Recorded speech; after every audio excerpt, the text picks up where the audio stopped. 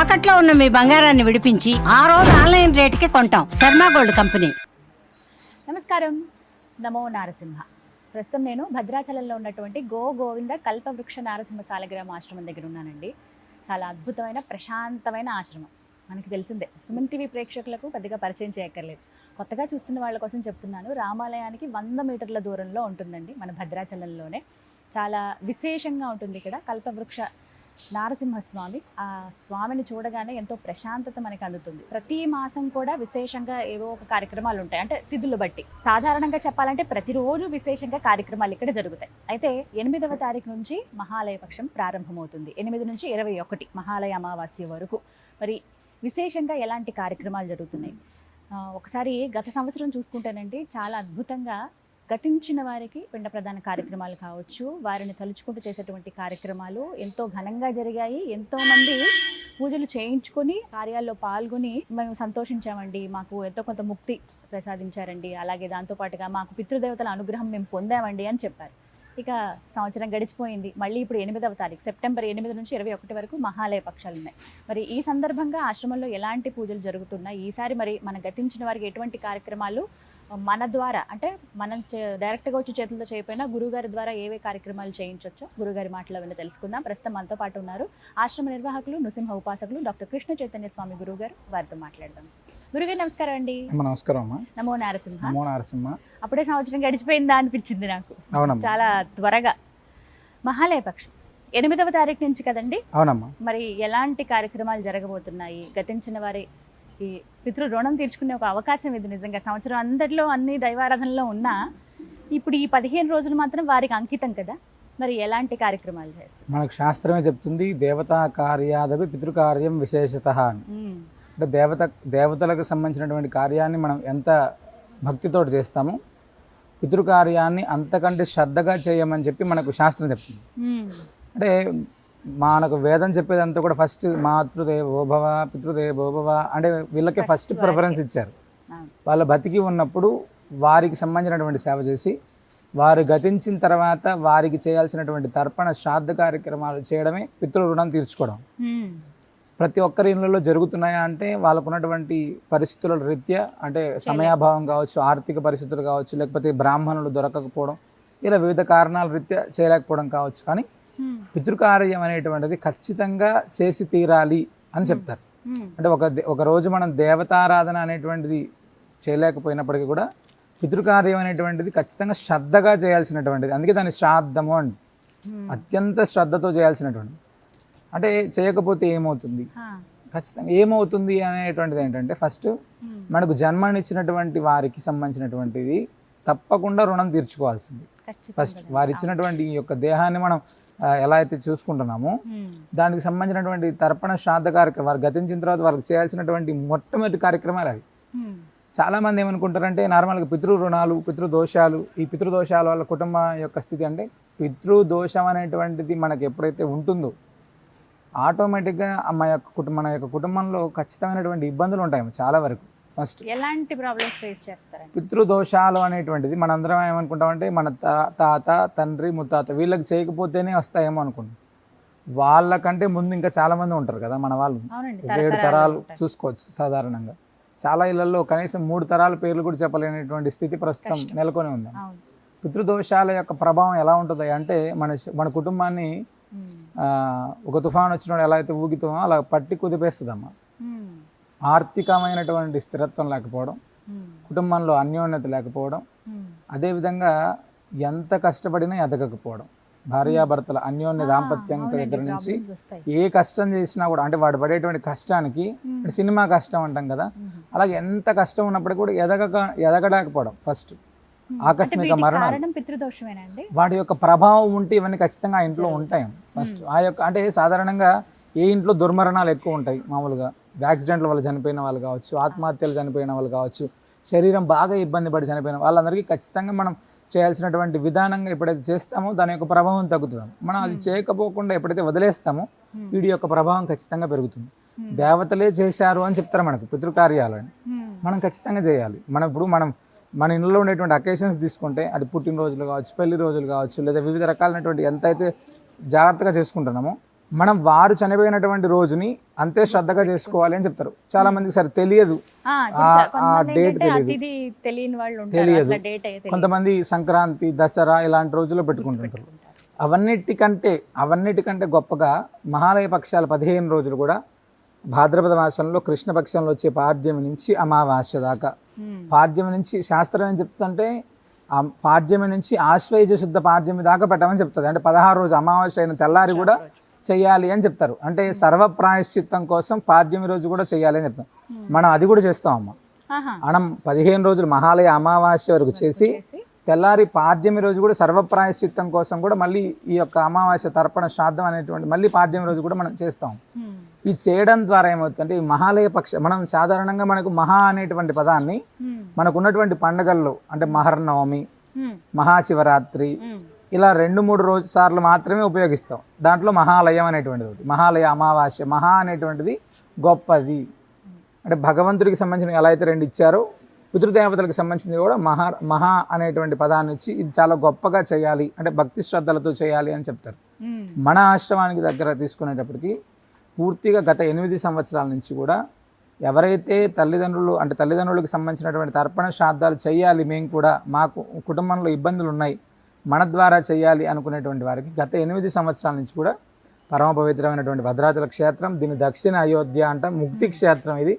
ఈ క్షేత్రంలో గోదావరి నదీ తీరంలో బ్రాహ్మణుడే కర్తగా ఉండి పూర్తిగా ప్రాతకాలం ఫస్ట్ గోపూజ, అనంతరం ఈ సంవత్సరం అత్యంత విశేషంగా చతుశ్చక్రి జనార్దనం అనేటువంటి సాలగ్రామాలకి, అదేవిధంగా శింషుమారం అనేటువంటి సాలగ్రామాలకి, అదేవిధంగా వాసుదేవ సాలగ్రామం, ఈ 3 సాలగ్రామాలకు విశేషమైనటువంటి తిరుమంజనం, గోపూజ, గరుగు స్తంభానికి ప్రత్యేకమైనటువంటి పూజ, అనంతరం పితృయజ్ఞం చేస్తున్నాము. అంటే 15 రోజుల కాలం పాటు పితృయజ్ఞాన్ని చేస్తున్నాం. మహానారాయణ హోమం, మహారుద్ర హోమం.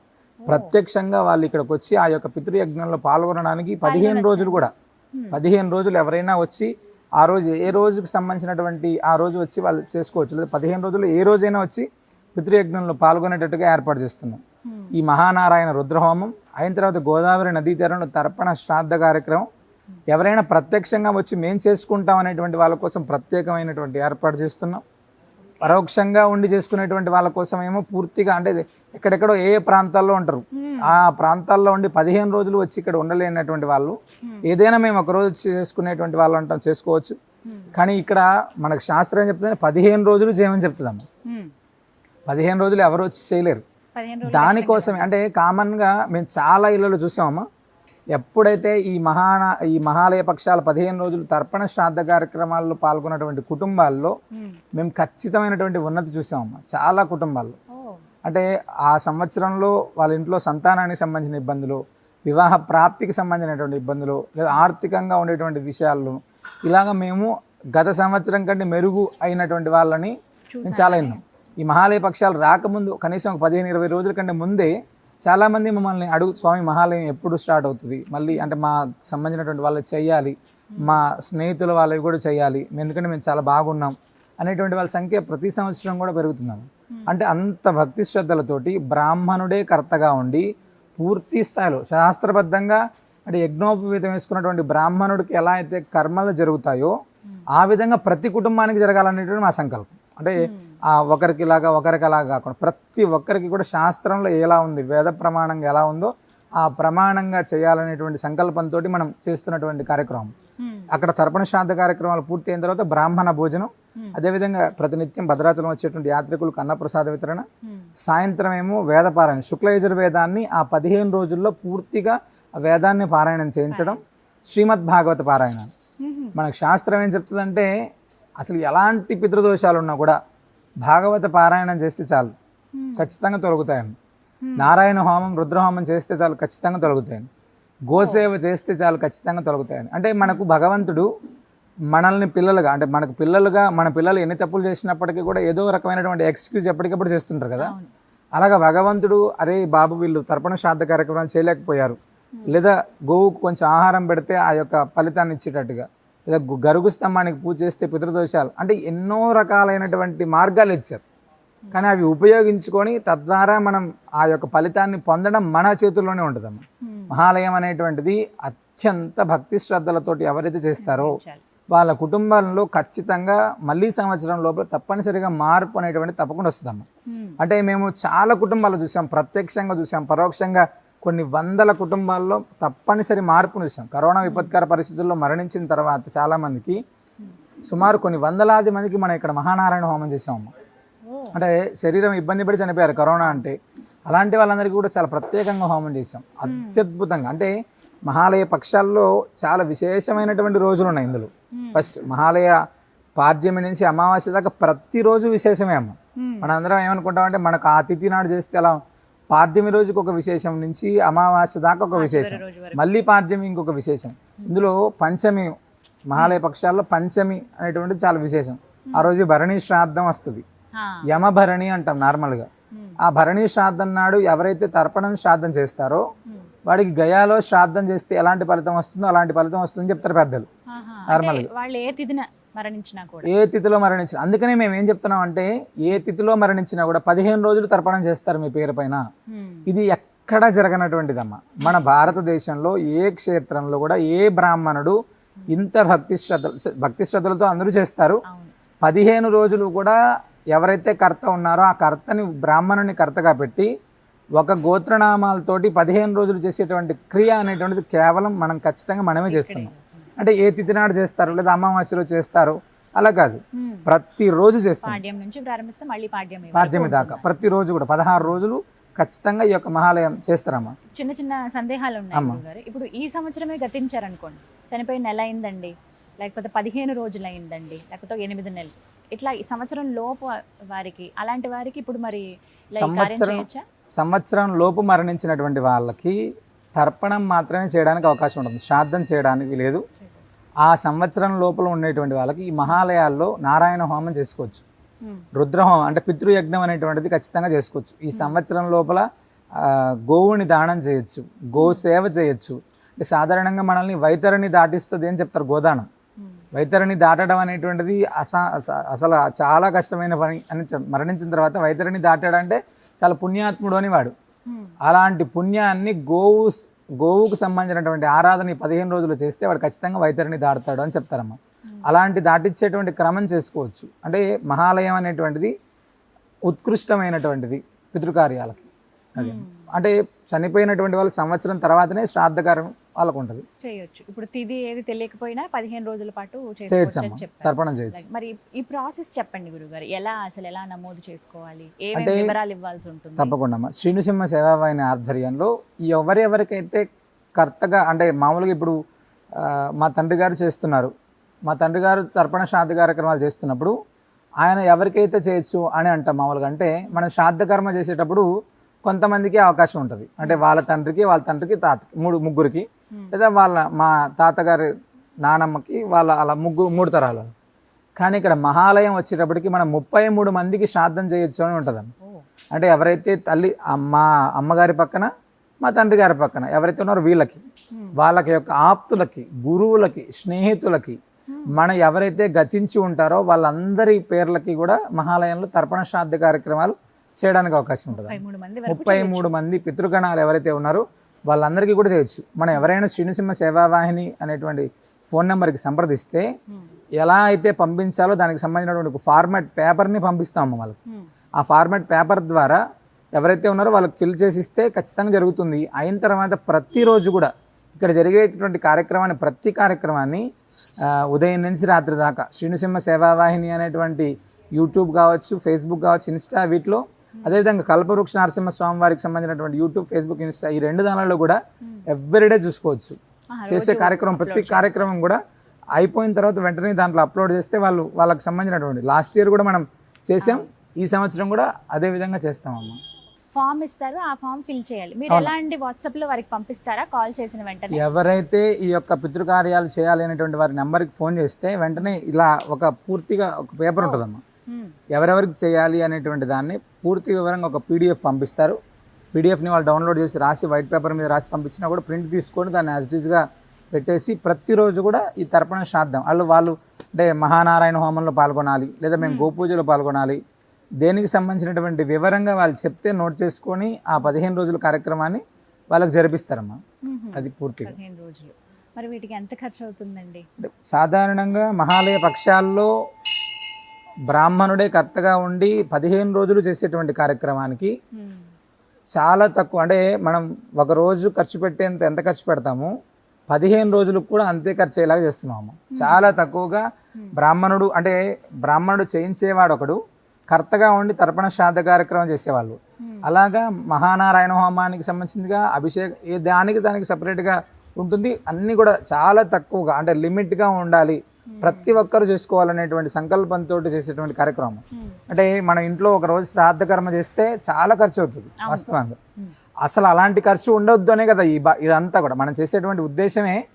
అంత ఖర్చు పెట్టుకోలేనటువంటి స్థితి ఎవరికైతే ఉన్నారో వాళ్ళందరూ కూడా చేయాలి. ఫస్ట్ ప్రతి ఇంట్లో కూడా పితృకార్యం అనేటువంటిది జరగాలి. మా మెయిన్ సంకల్పం ఏంటంటే పితృకార్యాల వల్ల, పితృదోషాల వల్ల ఏ కుటుంబం ఇబ్బంది పడకూడదు, ఖచ్చితంగా ఆ యొక్క ప్రభావాన్ని తగ్గించాలి అనేటువంటిదే నృసింహ సేవ వాహిని సంకల్పమా. దానికోసమే ఈ యొక్క కార్యక్రమం. సుమారుగా 33 మంది ఇస్తే 15 రోజుల పాటు వారి పేరు మీద చేస్తారమ్మా. ఏ కార్యక్రమం చేయించాలనుకుంటున్నారు అనేది వారి ఇష్టం. అది మీరు అవి చెప్తారా, ఏమేమి ఉన్నాయి, ఏమేమి చేయించాలి? ఆ లిస్ట్ మనం పేపర్ పంపించినప్పుడు చెప్తారు. తర్వాత ఫోన్ చేసినా కూడా దానికి సంబంధించినటువంటి పూర్తి వివరణ చెప్తారమ్మా. ఎలా చేసుకోవాలి అనేటువంటి చెప్తాం, ఇబ్బంది ఏం లేదు అదన్నీ కూడా. ధన్యవాదాలు గురుగారు. ఇది ఒక మంచి అవకాశం పితృదేవతల అనుగ్రహం పొందేందుకు. మరి ఎక్కువ సమయం కూడా లేదు, ఇంకా వినాయక చవితి గడిచిందంటే ఇంక ప్రారంభం అయినట్టే దాదాపుగా. మరి ఈసారి ఖచ్చితంగా వారు అంటే ఆలోచిస్తూ ఉంటారు ఎలా చేయించాలి. చాలా మందికి తెలియదు, మీరు అన్నట్టుగా ఈ సమయంలో బ్రాహ్మణులు దొరకడం కూడా చాలా కష్టం. చేయించుకుందాం అన్నా కూడా సిటీల్లో అయితే చాలా కష్టం, ఒకవేళ ఊర్లలో అయినా కూడా కష్టం. కాబట్టి అందులోనూ స్వామి అలాగే గోవు ఇద్దరు ఎప్పుడు మీరు చెప్పే మాట, గోవిందుడు గోవు ఒకే చోట ఉన్నారు ఈ సందర్భంలో. పవిత్ర నది గోదావరి. సాధారణంగా మనకు శాస్త్రమే చెప్పేటువంటిదే గోవులో పితృదేవతలు ఉంటారని చెప్తారు. అలాంటి గో సన్నిధిలో చేసేటువంటి నారాయణ హోమం మనకు జాతకం రీత్యా గోచార రీత్యా ఉన్నటువంటి గ్రహ ప్రభావాలను తగ్గించడమే కాకుండా ఎప్పుడైతే గో సన్నిధిలో చేసేటువంటి యొక్క పితృయజ్ఞం ద్వారా ఖచ్చితంగా మనకున్నటువంటి తప్పకుండా ఎలాంటి పితృదోషాలు ఉన్నా కూడా తొలగిపోతాయి. ఇందులో ఎలాంటి సందేహం లేదు. రెండోది ఇక్కడ జరిగేటువంటి అభిషేకం, ఈ యొక్క సాలగ్రామాలకు జరిగేటువంటి అభిషేకం ప్రత్యేకంగా ఈ సంవత్సరం ప్రతి ఒక్కరు, అంటే మామూలుగా చతుశ్చక్ర జనార్దనం అనేటువంటి సాలగ్రామాలు ఒక 11 సాలగ్రామం ఎక్కడైతే ఏ క్షేత్రంలో ఉంటాయో గయలో శ్రాద్ధం చేస్తే ఎలాంటి ఫలితం ఉంటుందో అక్కడ తిరుమంజనం అక్కడ చేసేటువంటి అభిషేక తీర్థం తీసుకుంటేనే అంత ఫలితం ఉంటుందని చెప్తారమ్మా. అలాంటిది మనం ఆ చతుశ్చక్ర జనార్దనం అనేటువంటి సాలగ్రామాలకి ప్రత్యేకంగా ఆ 15 రోజులు కూడా కల్పవృక్ష నరసింహస్వామి వారికి, అదేవిధంగా ఈ చతుశ్చక్ర జనార్దన సాలగ్రామాలకి ప్రత్యేకమైనటువంటి అభిషేకం చేస్తున్నాం. అంటే వచ్చే వాళ్ళు ఎవరైనా కూడా ఆ యొక్క తీర్థం తీసుకోవాలి, ఇక్కడ ఎవరైతే దర్శనం చేసుకుంటారో మహాలయ పక్షాల్లో ఆ భక్తులందరూ ఆ తీర్థం తీసుకోవాలి అనేటువంటిదే మా సంకల్పం. చాలా అద్భుతంగా జరుగుతుంది. సంతోషం అండి, చాలా ఘనంగా జరగబోతున్నాయి, భక్తులు కూడా పాల్గొనాలని కోరుకుంటున్నాం. ధన్యవాదాలు గురుగారు. నమస్కారం. వీక్షించారు కదండి పితృపక్షాలు సెప్టెంబర్ 8 నుంచి 21వ తారీఖు వరకు మహాలయ అమావాస్య. ఇక ఆ తర్వాత మనకి పాడ్యమి ఆశ్వేజ మాసం ప్రారంభం అయిపోతుంది, కానీ ఆ పాడ్యమి రోజు కూడా విశేష కార్యక్రమాలు ఉన్నాయి. ఎవరైతే ఇలా మేము కార్యక్రమం నమోదు చేయించుకోవాలనుకుంటున్నామండి, పేరు గోత్రం చెప్తాం, మా గతించిన వారి ఆత్మశాంతి కొరకు లేకపోతే వారి అనుగ్రహం మా పైన కావాలనుకునే వాళ్ళకి మీరు ఒకసారి స్క్రీన్ మీద నేను నెంబర్స్ ఇస్తాను, కాల్ చేసి వివరాలు కనుక్కోండి. అసలు ఏమేం కార్యక్రమాలు చేస్తారన్నప్పుడు మీరు ఏదన్నా కార్యక్రమంలో పాల్గొనాలి అని అనుకుంటే కనుక మీకు ఒక ఫామ్ పంపిస్తారు. ఇలా దగ్గర గతించిన వారి 33 మంది పేర్లు ఇందులో ఉంటాయండి. మీరు ఒకసారి చెక్ చేయండి, మొత్తం చూసి ఎవరెవరి పేరు మీద అయితే చేయించాలనుకుంటున్నారో మనకి ఆప్తులు, బంధుమిత్రులు, మన ఫ్రెండ్స్ వరకు కూడా మనకి బాగా నచ్చిన వాళ్ళు గతించినా మనం చాలా బాధ పెట్టుకుంటాం, వాళ్ళు ఎప్పుడు మనకు సహాయం చేసిన వాళ్ళు ఉంటారు కదా, వాళ్ళకి కూడా ఈ పితృపక్షాల సమయంలో మీరు కార్యక్రమం అనేది చేయొచ్చు. ఇది ఒక మంచి అవకాశము. మీకు అడ్రస్ కూడా క్లియర్గా ఇస్తున్నాను. మీరు ఆ 15 డేస్ ఇక్కడే ఉండాలనుకున్నా కూడా మీరు రావచ్చు, వచ్చి ఇక్కడ కార్యక్రమాల్లో స్వయంగా మీరు కూడా పాల్గొనవచ్చు. ఇంకా సందేహం ఉంది అంటే కనుక నెంబర్ ఇస్తున్నాను కదా, ఒకసారి కాల్ చేసి వివరాలు కనుక్కోండి. పితృదేవతల అనుగ్రహానికి పాత్రలు కండి. నమో నారసింహ.